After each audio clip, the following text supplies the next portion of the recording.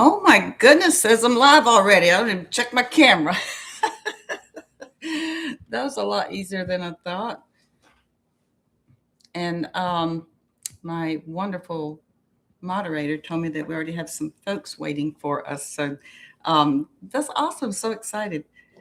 All right. So I thought I was going to have a whole lot of technical problems getting into this thing as I've been tinkering with it like left and right with all kinds of stuff, trying to figure out, when you go from one platform to another, you kind of got to kind of figure out where things are when you don't know where you think they are in another place, but then they're not here.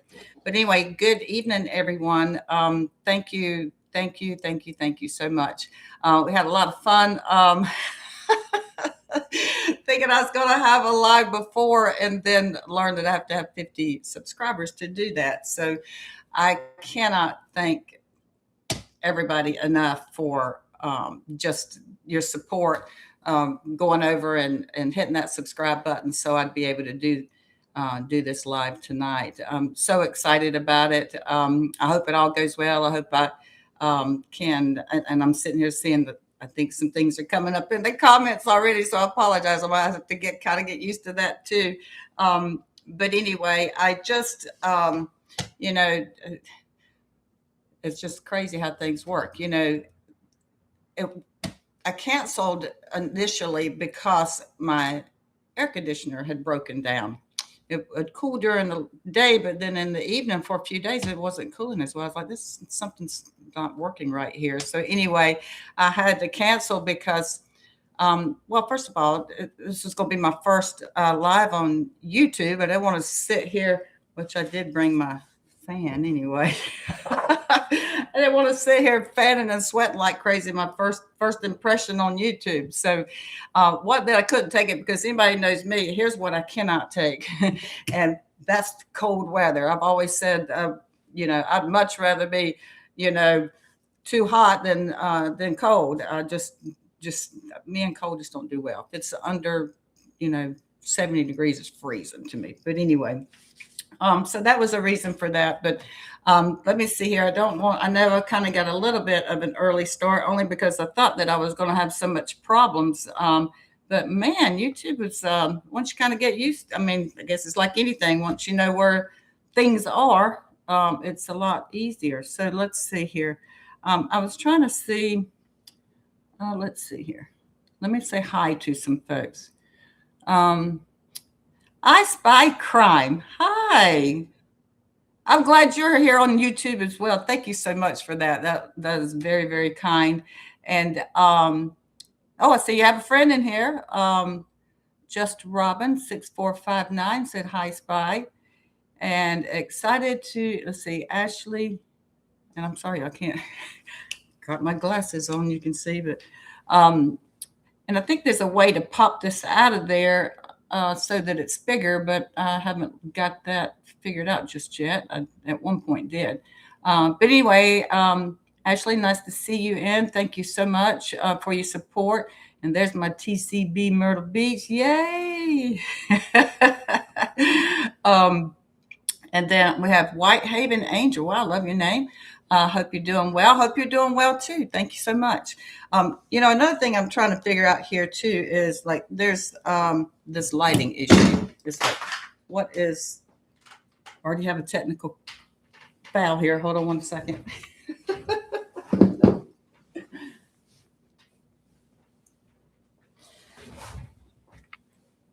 So I was looking at this and this lighting thing. Okay, so this is the first time I've used this camera. It's a web camera because YouTube is having me do this on my laptop as opposed to my phone. And I'm not sure if that's just me not figuring out how to do that differently, but my laptop was the only place that I could get it to even let me check, even make a announcement for live. So anyway, so I'm gonna go. Do you like 1, 2, or 3? This is the lighting, okay? All right. So this is 1, 2, 3. I think that's all there are on there. So 1, 2, 3.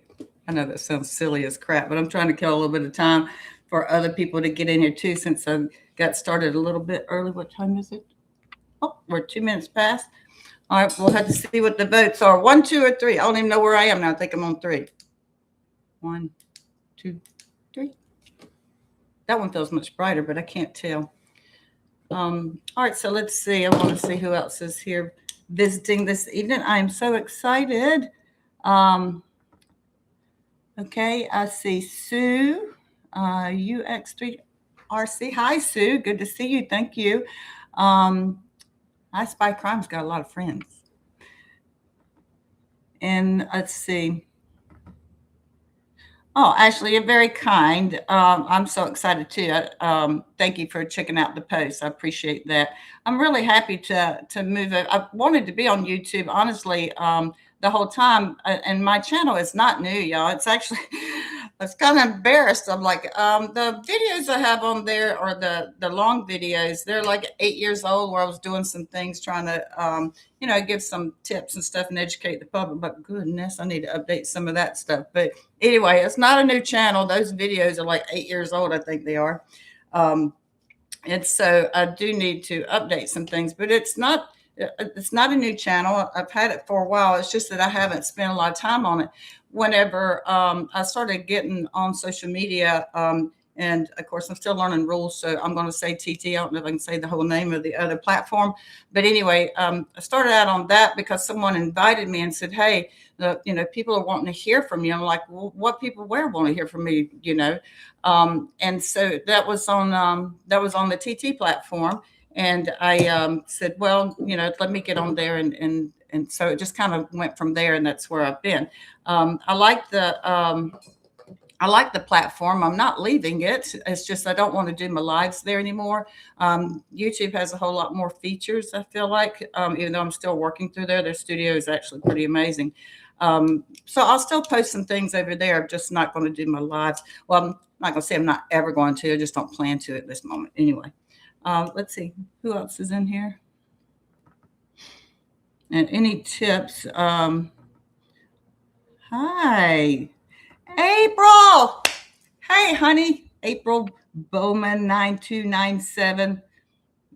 She's an amazing lady there. And in fact, I guess I can go ahead and say that. If you read the description for today, at the end, I said that I'm going to read a poem. And it's a poem that was written by April's granddaughter. Okay. And she is, she's not but 14 years old. But my goodness, the intelligence that I'm finding in this young lady, and she wants to go to law school. I'm so excited about that.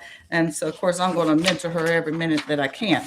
But I am going to read her poem, but that won't be until the end. So you need to stick around and get other people coming. You've got to hear this. It is going to really inspire you and move you. I'm praying I could read it all without crying. I'm wanting to cry just thinking about it right now.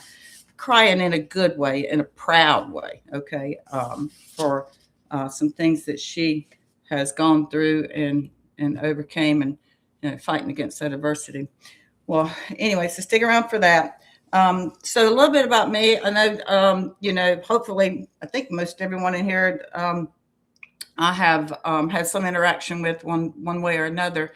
Of course, I am an attorney. I'm licensed in the state of South Carolina, and South Carolina only. Now I have moved my home to Florida, but I still have, my practice in South Carolina. So I go back and forth between Florida and South Carolina. So I had some folks go, "You got to come back. Don't leave us." I've not left. My home life is somewhere else, and I'm still very much, involved in things there in South Carolina. So I'm going into what I call semi-retirement. I'm shifting my firm. I've been practicing. Let's say I got licensed in 2005, so that's like 21 years. On the 20th of last month was 21 years, I think it is. So been doing it a long time. I'm a general practitioner, practiced in primarily family court. I would say probably at least 50% or more of my business was in family court. The other 50% was a mix between criminal defense cases, as well as automobile accidents, things like that. And I do civil litigation, which has always been one of my favorite things to do is litigation. But I'm at a place now that I got my first grandbaby on the way, so I'm wanting to dial that back a little bit. Plus, the other thing is I'm developing another practice area for what's called a no court divorce, and I'm not going to go in any of that right now. But that's something that I'm focusing on and working on, and am very close to launching that. So anyway, just a different chapter in my life. And then the other thing is, I've been I've been an advocate for, people in domestic violence situations, representing people over the years, and then especially with Mica's case. So we'll talk about that too. But anyway, I graduated from USC, University of South Carolina. I think it's back over there. And at the time that I was in college there, it was University of South Carolina, but now it is called Coastal, and it's a separate university than what it was before. And then I went to law school in Michigan. And, oh gosh, that was something else. It was too cold for me. I don't like to go above the Mason-Dixon line. And so I graduated from law school, like I said, in 2005. I worked for 3 years for another firm when I first got out of law school and got licensed. And then after 3 years, I launched my own practice after that, and I've been self-employed, running my own firm for ever since then. But anyway, I've been very blessed with success, and started out. I always say I started out in a little walk-in closet, that another lawyer gave to me rent free for about 6 months. Bless her, thank her so much for that. I never let her forget that. I haven't forgotten that. But anyway, started out on a shoestring, and it just grew from there. And I just worked real hard and worked for worked long hours and whatever like that. So anyway, it was been a blessing, and my firm grew very large and employed a lot of people over the years. And we just had a lot of fun and a lot of good memories, and a lot of great clients that I've had over the years. Just really blessed, and knowing them, and being involved in their life and helping them through different things. So anyway, let's see. Did we figure out if there's 1, 2, or 3? Just kidding. Okay, so let's see. We are. Oh, I also wanted to say too, real quick. The other thing about being able to do the live is that, and even though the air is working, I'm already getting hot under the hot lights. In addition to having a minimum of 50 subscribers, I think it was. And by the way, y'all blessed me so much. Got I think the last time it looked like 135. That's incredible. The power of people. I'm telling you, it's just amazing. It's always moving to me. But anyway, the other thing is that it kept saying, I can't do a live because I don't have enough videos up there or enough shorts and things like that. So I was like, oh my gosh, I got to create some stuff and try to get up there fast enough. And so I started posting a lot of things. And one thing I was doing is I walked around the side of my house, and as I was going between my home and my neighbor's home, of course, I came around the corner. I saw in his backyard is this most amazing bird bath fountain, I guess is what you call it. And so I thought, I call it a sunshine moment. And I've said this my whole life. I'm not sure where I got that exactly, but anyway, I've always said it's something that when you look at it, just makes your heart smile. And that could be lots of different things. Like I love bunnies. I see them running in the neighborhood all the time. I'm like, I love bunnies. It's a sunshine moment. When I saw that fountain, it was a sunshine moment for me too. And also, I think it's a little Morton Salt Girl. I'm not sure. But anyway, it looks like a lot of people have enjoyed that because, wow. And last time I looked, it had like over 3,000 views on it. And then when I got getting on here, I saw it has over 4,000 views. So, wow, that's incredible. So thank you for that. All right, so going back into some, why am I here? What am I doing? Okay, I have been an advocate for coercive control law legislation in the state of South Carolina, and Mica Francis Miller, she was a client of mine, and she was going through, some problems in her marriage, and big kind of stuff. So anyway, she's married to John Paul Miller, who's a pastor in South Carolina. And if you haven't heard about it yet, I mean, go look it up. I could sit here and tell you about it, but it's a long, long, long story. But the short of it is that her situation and what happened with her basically brought this what I call a bright shining light to a form of what I call covert abuse or ghost abuse is what I call, like invisible abuse is what I referred to it before I ever knew it had a name called coercive control. So anyway, she was a victim of coercive control, and her story, people became outraged because, unfortunately, she passed away. There's questions, surrounding her passing and things like that, and so there were protesters that were very diligent and stuck to it, protesting outside the church. Um, and so a lot of things happened over time in terms of, eventually Mr. Miller was arrested. He currently has charges pending in the federal district court. One is for stalking, the other one is for misleading the FBI. So anyway, he's waiting his trial. And in the meantime, over the course of this all happened, Mica's passing was April the 27th of 2024. So that's been, over 2 years ago. But anyway, Netflix took it up, interested in the story because Mica was one heck of a fighter. And my God, was she ever smart. When she came to my office, she brought me all kinds of evidence and things that we were going to use in court for her case in family court. But she basically retained me to represent her, and people say this all the time, in her divorce. And we did not file for a divorce. And the reason, is because state of South Carolina, it's 1 year separation before you can get a divorce. So you can't even file for a divorce until you've been separated for 1 year, unless you have grounds. Now, trust me, she had grounds, okay? Lots of grounds. But Mica didn't want to go that route. She just wanted to get her part of the property, her things, and just move on, okay? She had been enduring years and years, all through her 20s. She was like 30 years old when she passed away. Enduring years and years of psychological abuse and trauma and other forms of abuse. And so with all of that, it's quite devastating to learn what happened to her. She's also very involved in his church, working on graphics and the music ministry, children's ministry. I mean, she did a lot. She wore a lot of hats there. And in fact, she was a very strong Christian woman. And her, her beliefs, strengthened her throughout dealing with a lot of that stuff. But, and she was just, just go look it up. I mean, you'll just be amazed at what a wonderful woman she was, and to lose her, and to know that she also lived through that kind of stuff through her life was, is quite unsettling. So anyway, so when I represented her, and that's the other thing, people say, that I represent the family.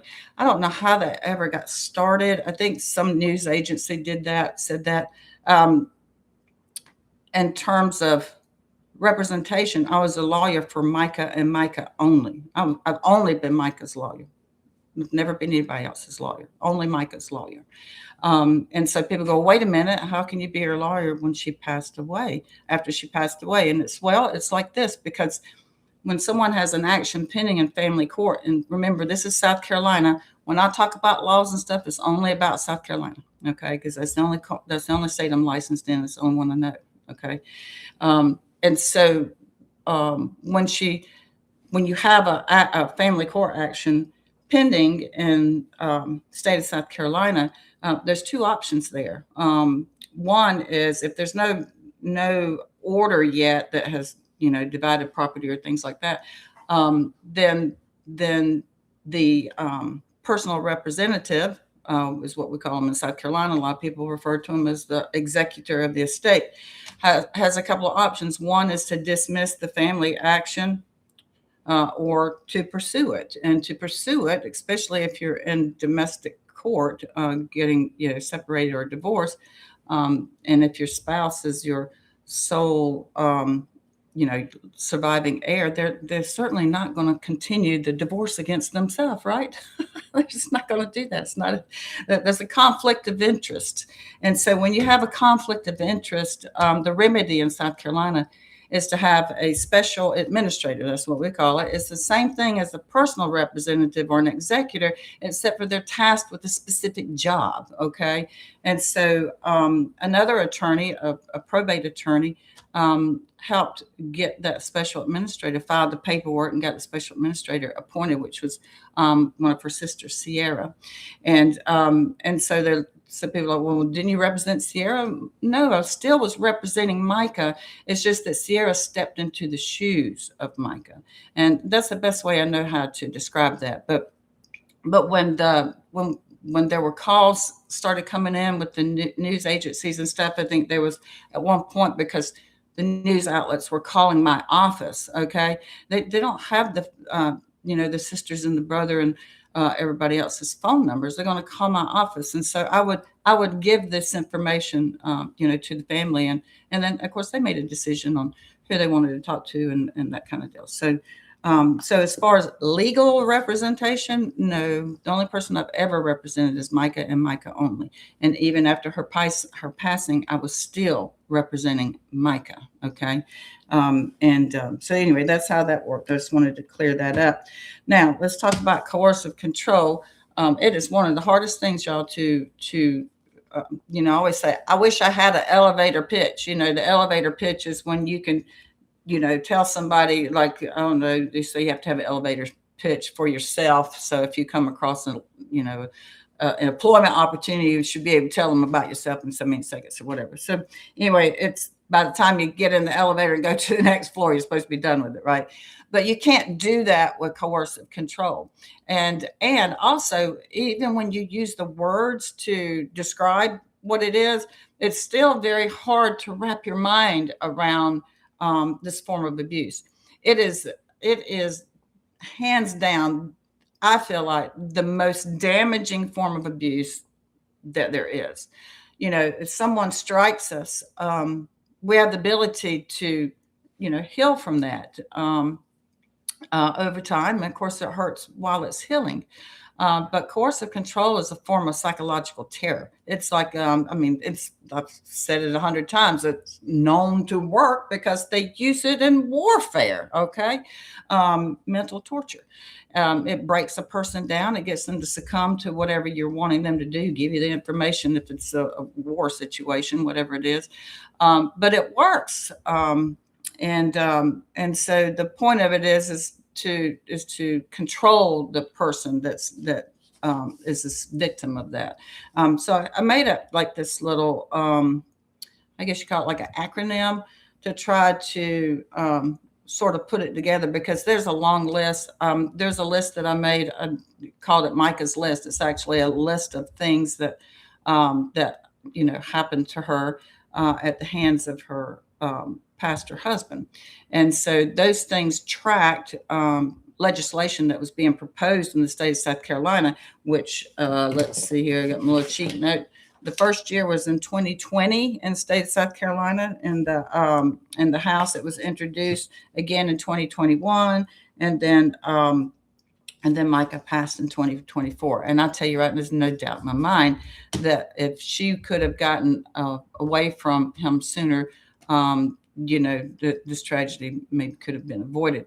But there's no laws in the state of South Carolina really to help with that situation. So that's why it's been a big mission to try to get that law passed and to get it enacted so it will save lives. So anyway, the acronym I was telling you about is basically HITS, AHITS. This would be a way that you can remember it yourself, even because I need you all out there learning what coercive control is so you can explain it to other people who are victims of it. I'm a victim of coercive control, and we'll talk about that another time. But unless you've been in it, you feel like you just cannot get people can't grasp it to the extent that it is. So anyway, the A stands obviously for abuse. It is a form of abuse, and it's all different types of abuse. It is financial abuse. It could be medical abuse. It could be religious abuse. It's all kinds of things that are manipulative and that are meant to that don't leave marks on your body. And that's what I was going to say before: is you can heal from a mark on you when someone strikes you, but when someone's doing mental torture to you, that devastation lasts a lifetime. Okay, I mean, it's it just depends on how long you're in it and to the extent of it. I guess it would take for someone to recover from it. Myself, as a victim of it, I still have some aspects of PTSD when I hear certain things that it triggers me, you know. But anyway, the AHITS, A hits. There might be a better way we can come up with one, but this is one I came up with. So A, of course, is for the abuse, and the H is for harassment. Okay, and it's nonstop harassment, and harassment in all types of forms. You know, following, tracking, all of that kind of stuff. Put downs. You're not good enough. You know, and why you think that way? Nobody thinks that way, or whatever. There's so many different ways for someone to harass you. It's unbelievable. Financial harassment. Well, I said financial abuse, but and so I is basically for isolation and intimidation. Okay. And that's usually the first thing that happens is an isolating event. So if you're a victim of this form of abuse, you will see or have noticed, if you even know you're a victim of this. Some people don't even know they're a victim of this, but that's the beginning. Start taking away your support staff. Okay, support staff, your support, and that would be, you know, your parents, your siblings, your cousins, your loved ones, your best friends, your social circles. Just start chipping away at that so they can get you by yourself, so you don't have somebody going, "Hey, wait a minute, that doesn't sound right to me. Are you sure that's not? I don't like how this sounds." If there's no one there to do that, or when they come into this self doubting, there's no one to go. I don't know why I feel crazy, and why is all this happening to me? And you know, it's great when you have a best friend or a sister to say, "You're not crazy. This is some serious stuff that's happening," right? And so that isolation is an intentional tactic to take away your support and your emotional support and that kind of thing. And also people who can help you get out of the situation. You know, don't alienate them from you. Then who are you going to call? You know, that's the whole point of it. And intimidation is like, you know, if you leave me, you'll never get anything. If you leave me, or if you do this or you don't do that, I'm going to take the children. You'll never see the kids again. When they ain't changed a single diaper their entire life. It's ridiculous. Okay. That stuff makes me so daggone mad. I mean, it makes me so fired up when I hear stuff like that because it's not true, you know. But anyway, it's called intimidation. And then the T is for basically all the threats. And the big one is tracking, putting spyware on your phone, showing up whenever, you know, at a restaurant, having something to eat with friends or a ladies' luncheon or something, and drives by and let you know that they see you there, that they know where you are when you hadn't told them where you were going. So it's, you know, that kind of thing. And then the S is for basically like stalking, which is part of the tracking deal. And then again, I'm not sure about the words I can use on here, but X with the S, exploitation, okay, and abuse. That happens too, forcing people to, or you know, the victims the, to have intimate relations when it's unwanted at that time. So that's a very short way of putting it. But one of the things is like if you, I would like to at some point maybe go through Mica's list in the future. Just really wanted to kind of get in here and introduce myself and get this thing started. Oh, I see some. Oh gosh, I know I helping me. I was saying some ones, some twos, and some threes. That's awesome. Um, okay, and let's see. I wanted to. I would like to see if there. Oh my gosh. Ashley A. Mims. I hope I'm saying that right. She says, Micah was pivotal in my marriage that I felt was falling apart 2 years ago. When this happened to her, it was eye opening to what was happening in my marriage. Um, I safely got out and divorced last year.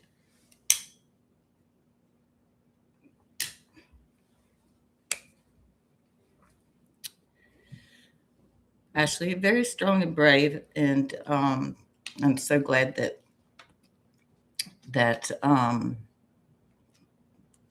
her story helped you. And that's the thing that's the mission that I'm on.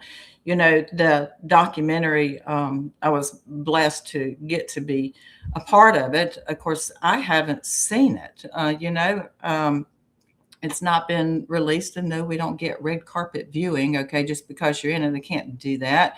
And so I'm going to see it with the rest of the world whenever you do. So, um,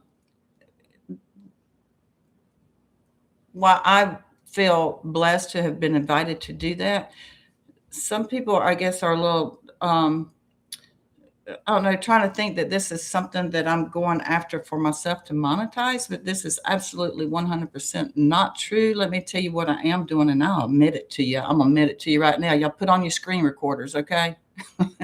Or you want the screen record. Here's why. Here's what I'm interested in, and I've said it from day one. When I had the first opportunity to get on any news show whatsoever and talk about coercive control, you daggone right, I'm going to do it. And I'm going to take every single call, every newspaper, every news agency, every whatever. If they will listen to me talk about coercive control, then that's what I want to do. And you daggone right, I'm going to use this platform right here to bring awareness to it. And you know what? I'll tell you what, get enough people fired up about it and send letters to your legislators and get this thing pushed through. Now, the law, the proposed one was not in the best format. And people go, oh, you just didn't want it to pass and you have negative things. No, y'all, I am a lawyer. Okay. I'm a lawyer. It's my job to know about laws. Okay. I can't represent you or anybody else unless I understand how the law works and how the system works. And the way it was written originally, which really wasn't changed much, as I found out, is that I'll just say it like this. If I had a criminal defendant who had been charged with the law as it was written, I'll be able to get them out of it. Now, that's not what we want to happen, is it?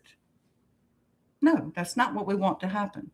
And there are things that are missing in there, in my lawyer opinion, should be in there. And I wasn't the only lawyer there that went to Columbia in South Carolina, the capital, to speak with the committee that was put up there at the last minute of the legislative session. Oh my God. Don't get me going on that too. But anyway, there were other lawyers that went there to talk to the committee members, and we all said the same thing, that the law. I think there was a prosecutor there even that was saying, like, give me more. This is not going to help me prosecute people, you know. And I'm sitting there going, that gummit. The thing about coercive control, y'all, you know, if someone strikes you, okay, if you're in that kind of abusive relationship and you still have your friends and your family and your support staff and your church and your associations and stuff like that are supporting you and friends with you and backing up, and you go, hey, he hit me or she hit me or whatever has happened, and they say, come on, you can stay at my house. Let's get you out of there. Let's call the police and get them locked up, right? There's all those remedies.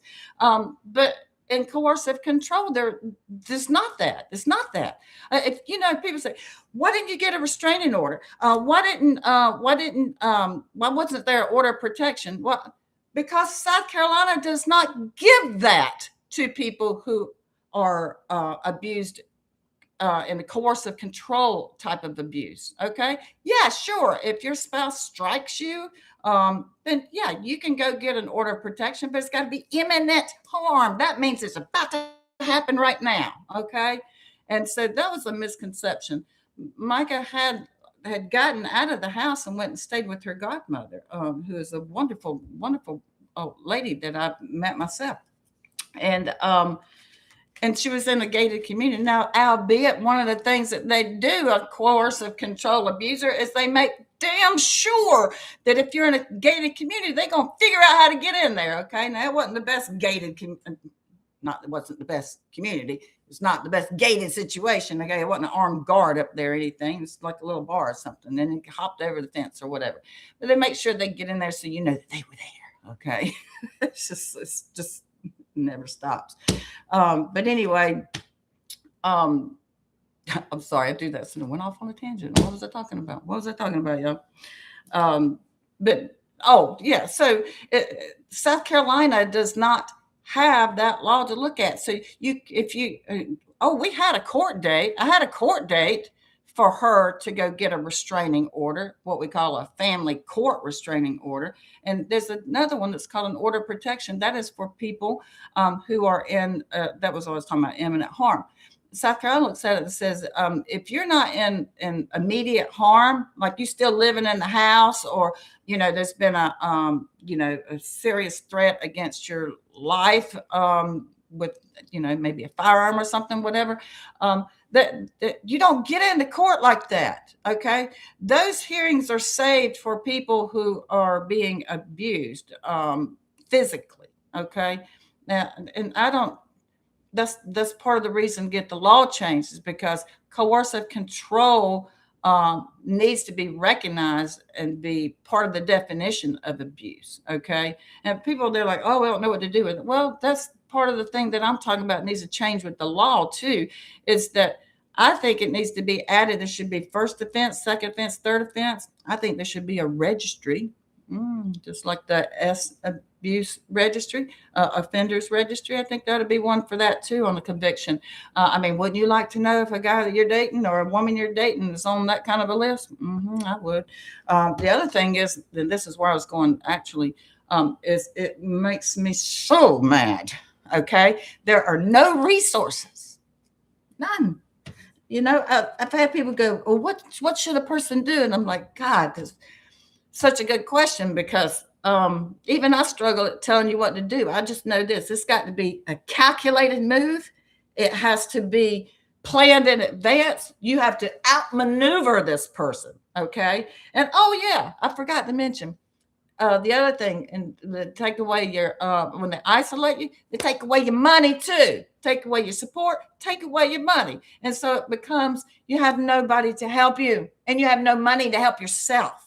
Okay, and so that's that's the classic thing that happens. And so my thought process is there's two things that really need to happen big time in South Carolina, and that is education to law enforcement, to judges, and to other and even first responders, anyone who have access to someone who's living in this type of insidious abuse. Okay, this treacherous, debilitating, life-changing, mental scarring form of abuse. Okay, and so there needs to be education. Well, education takes money, y'all. Where you gonna get that from? You think you're gonna put it in the budget? Oh, that's another story. I have to tell you about that another time. And then the other thing is there should be like first, second, third degree. I mean, there's a difference between someone who's lived in this type of abuse, and I'm not downplaying or discounting any of this, because remember, I know this firsthand. I know how this stuff works. Okay. I'm not only a lawyer, I'm a victim. I got them both right here. Okay. Is that someone who's lived under this type of abuse for a decade or decades or whatever is, has really been what I call brainwashed. Okay, they may have even just given up. But anyway, that there's given up on getting out. Okay, they don't know how to do that, and they don't have anybody to help them. As opposed to someone who's been in a coercive control relationship, say for 30 days, a month or something. I mean, I think there is a difference there. I mean, you have to give me your opinions on that, but that's why I say I think there should be different degrees. Look, just like there's different degrees in, assault, first degree, second degree, third degree, assault and battery. I mean, there's different levels. It depends on the amount of trauma and the amount of hurt and things that you cause to someone as to what your charges would be. So I think those are things. And what I thought about, and I've been working on, is that people are convicted of this stuff, okay, they should have to pay fines, okay, fines. And a portion of those fines are put into the budget to help fund education for first responders, police officers, healthcare workers, mental health, judges. Did I say judges? To get them educated to how damaging this form of abuse is. And then the other thing is just money for the resources for people. Where you can make a phone call. What I mean, where do you call right now? Where do you call? Well, if you're in Horry County, you're going to call the Family Justice Center. Do you know where that is?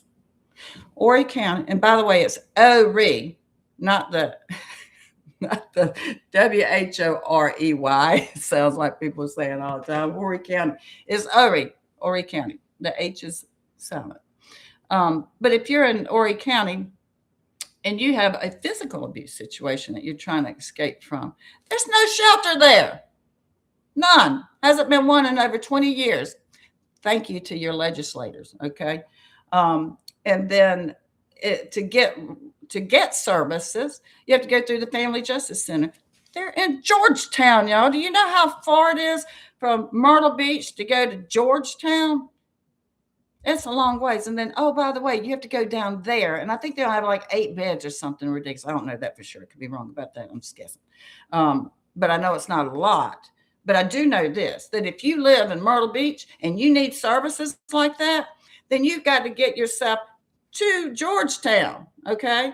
Now I know that they've been putting band-aids on things the best that they can over there, and that is, paying for hotel rooms for people who are in those situations for place to stay. But think about it: you have to figure out a way to get yourself to Georgetown, which is like a 45-minute drive.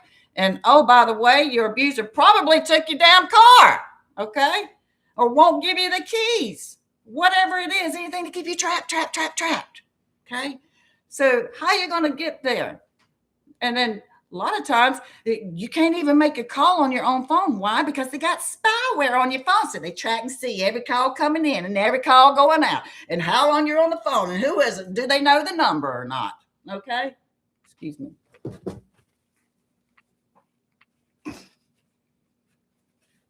That little crack hold up with me to think. So my point is this, that it's not planned. It's not put together. I mean, it's just, it could be done better, y'all. And it takes money for that. And so I would love for there to not only the law to be passed, but there to have these kind of protections, these sanctions, these or fines, and these different levels. I think that would greatly improve it. There's some other things that need to be improved in it too. And not that it's a super bad start, but it's a good beginning, but I just think it could be better. So anyway, the point is in order to get the law passed, once it's shaped up in the right way to where it will pass, because that's a lot of people has to go through the House of Representatives and the Senate, to get it passed. And so you want to give it its best shot, right? It's been up there so many times, it's ridiculous. And it keeps getting shot down because it should be shot down. And don't go saying, oh, Regina Ward thinks it shouldn't be a coercive control law bill. That is not what I said. I said it's not well written in a manner that it will get passed, okay? Because there are a lot of lawyers who work in the legislative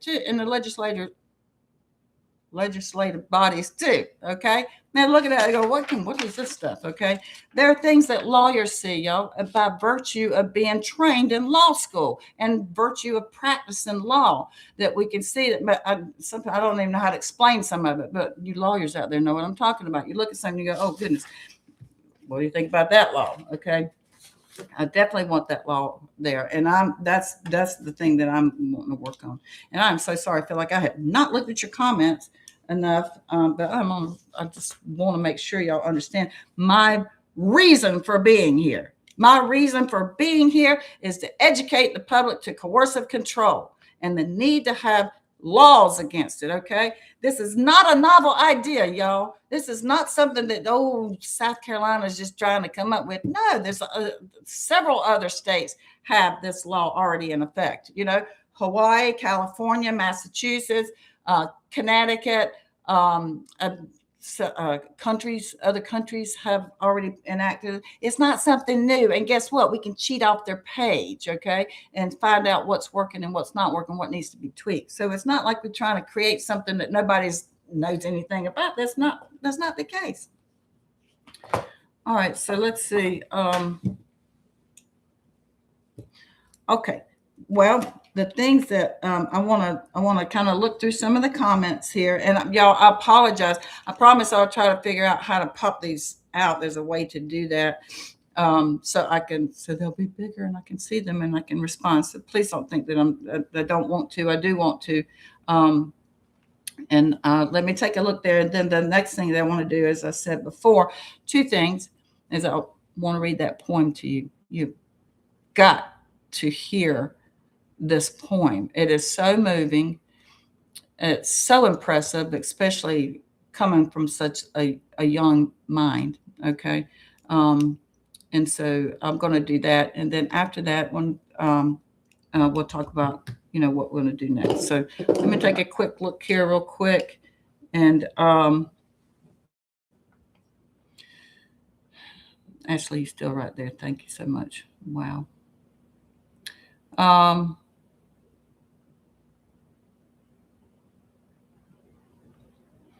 Okay, see a lot of comments about opinions. I love that. I don't feel that those are things I need to address. I'm looking for any particular questions and inspirations. So those are awesome. All right, so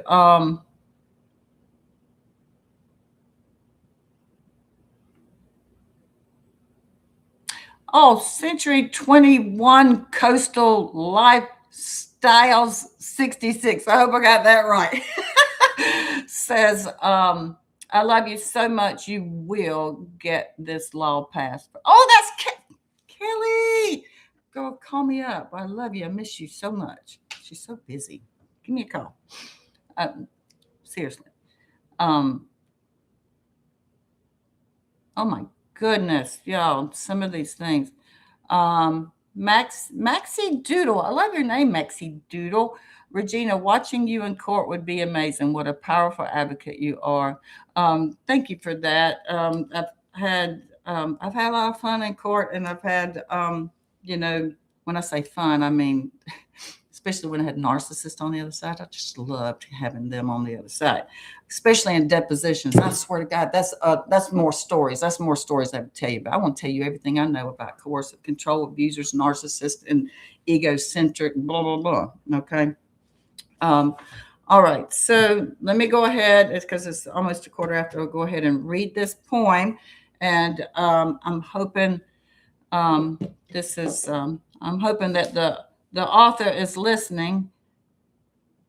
At least I think she was going to try to. Okay, so let's go ahead and get that tissue ready. Oh my goodness, I'm sorry. I feel y'all see my gray head up there.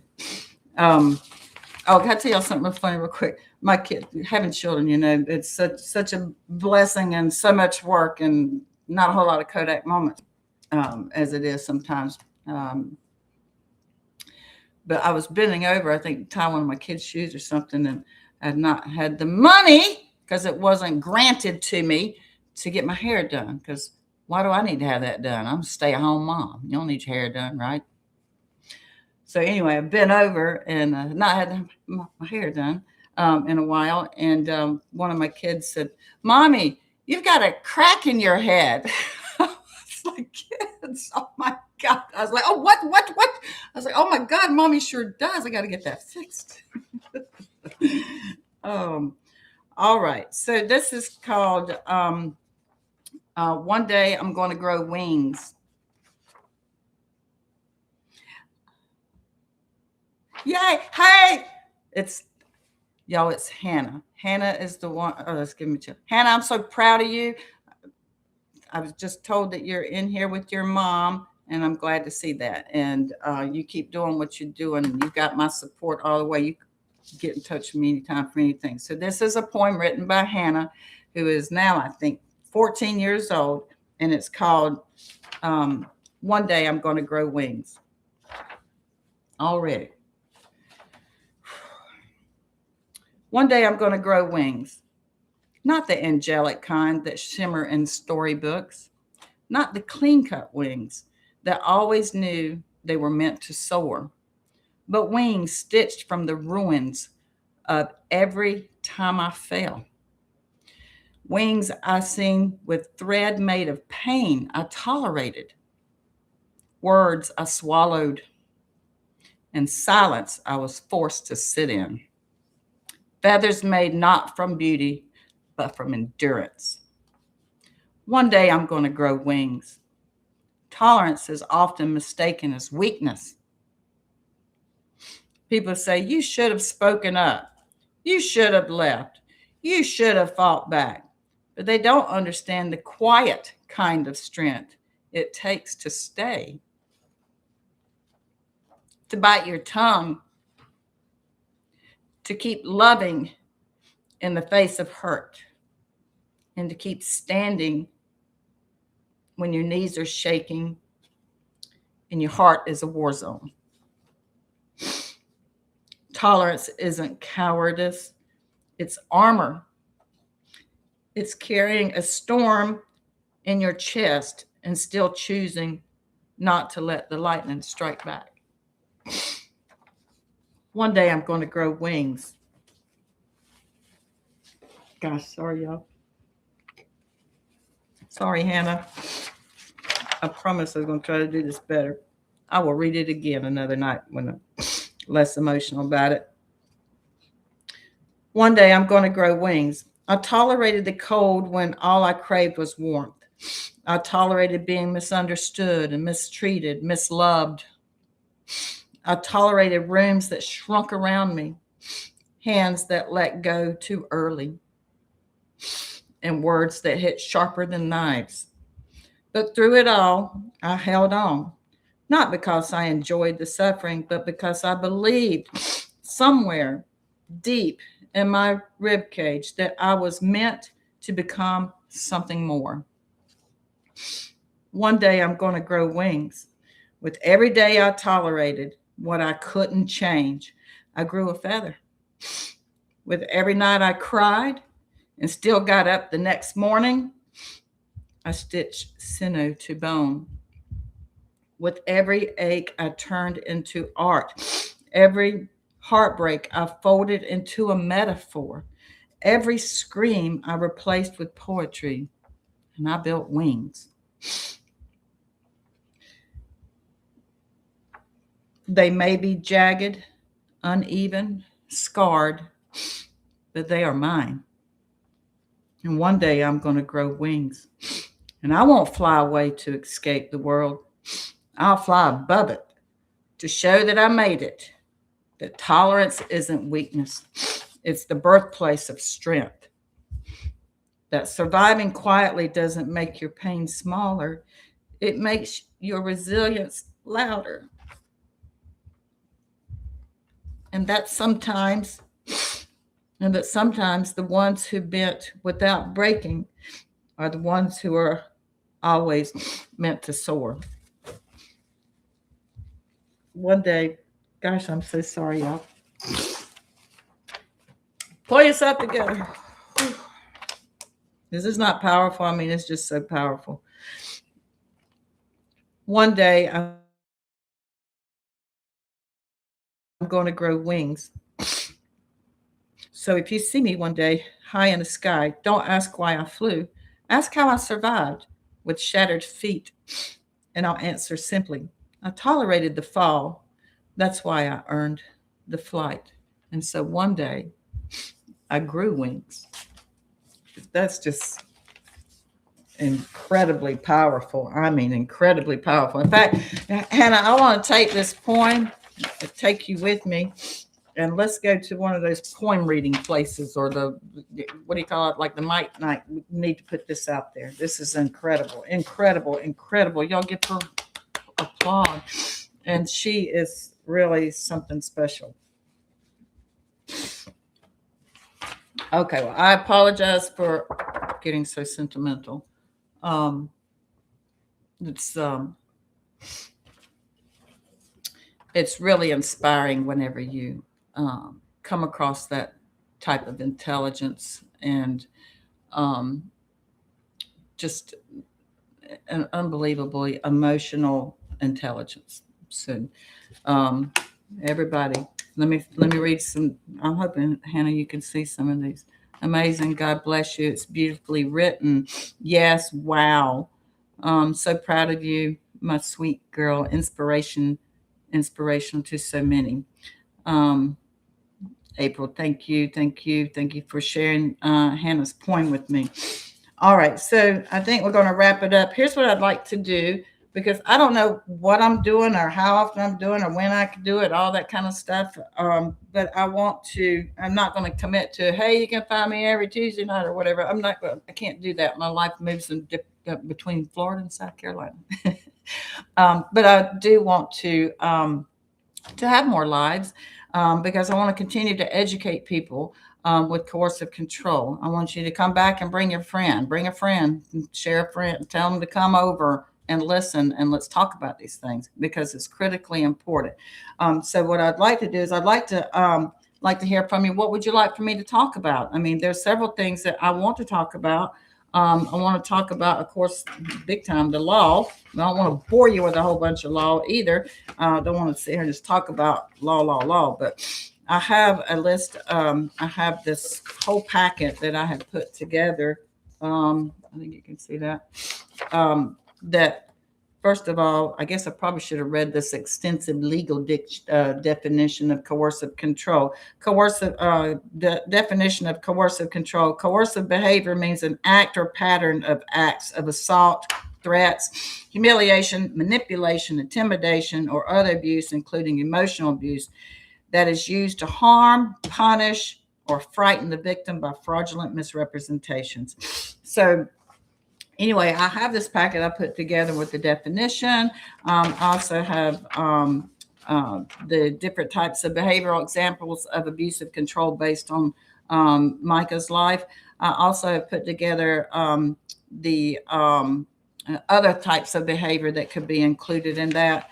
And that list on Mica's list is actually 33 items there. And also put together types of evidence of coercive control, and what that may include. So you can, if you're in this situation, kind of try to help give you some tips on what to collect, how to preserve it, how to keep it safe, because you know the son of a gun is coming after it to destroy it. And that's what JP did with Mica. I mean, she wrote journals and stuff, and he would find them and destroy them, tear them up, read them, get an insight, whatever. And so there's also things that I can't take credit for that I do have in here too. And one of them is, let me see, let me do that. It's called the power and control wheel. It's very interesting to go around that power and control wheel. It's very educating. And also, this is one of the coolest things. This is a tool that should be given. Let's see, I can't remember. I think this is from Minnesota. But anyway, this is called the domestic violence lethality.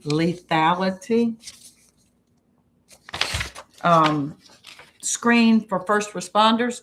I think that's something that needs to be implemented. I think it would be good to go through those different types of things that's on that list, so it can wake you up if it's you, if it's your neighbor, if it's a loved one, someone at school or wherever that you're coming across, and you need to know what to look for so that you can recognize the stuff and help people. That's the only way that I got to escape from coercive control, is because someone reached out to me and said, something's not right here. And I was like, oh, goodness. Thought it was just me. Well, y'all, thank you so much for coming and being a part of this. I will do another one. And if you want to shoot me some comments, I'll try to I think we can put up the whole video on YouTube. You can't do that over on the TT platform. So that's the other thing I liked about it too, is easier to take snippets and use them to continue to educate people, So make it your own mission to get educated, make it your own mission to do something. Okay. That's the other thing, is I want you to do something that actually helps. And that's being a loud voice as well. That's contributing financially. That's making sure you vote, making sure you write letters to your legislators. That reminds me, you can send an email to Mica's Law SC at gmail.com, obviously. That's Mica's, MICAS, Law, SC for South Carolina, at gmail.com. And what you'll get is an automatic response that will give you the template that you can use as a go by to write letters to legislators. And people go, well, I don't live in South Carolina. I don't care if you live in South Carolina, you don't. Okay, send a letter. That's all I can say. Just send a letter. It doesn't hurt. We're in the summer right now. So, but anyway, I'll be getting the updates on who's in office and what's going on next and try to get that information to you too. So anyway, I was just saying, let me know what you'd like for me to talk about next so I can figure some of that stuff out and we can do that next. Okay. Thank y'all so much for coming and I'm just so appreciative. And I was like, maybe 3 or 4 people will show up. I know maybe my sister and my friend Kelly. But anyway, I'm so glad to see you here. Thank you so much. And I'll have to go back through the comments to see if it's 1, 2, or 3 on the lighting. All right, y'all. Y'all have a great night. Be safe. Be loud. Be proud. Be bold. Be brave at all times. Good night.